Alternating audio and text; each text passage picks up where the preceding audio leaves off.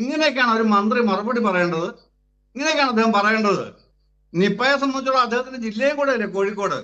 അവിടെ ക്യാമ്പ് ചെയ്ത് പ്രവർത്തിക്കാൻ ബാധ്യതപ്പെട്ട ആ മനുഷ്യൻ എവിടെ പോയി കിടക്കുന്നത്? അദ്ദേഹം ആ ഭാഗത്തേക്ക് തിരിഞ്ഞു കയറുന്നില്ല.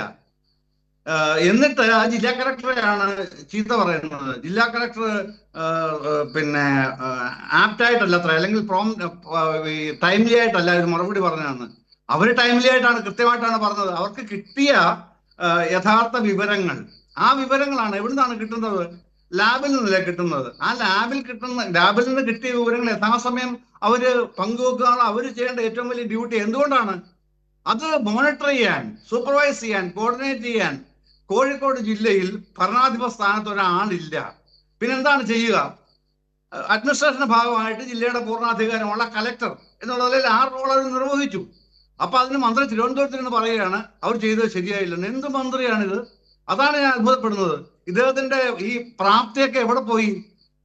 പിന്നെ ഈ വളരെ കഷ്ടമുണ്ട് ശ്രീ കെ മുരളീധരൻ.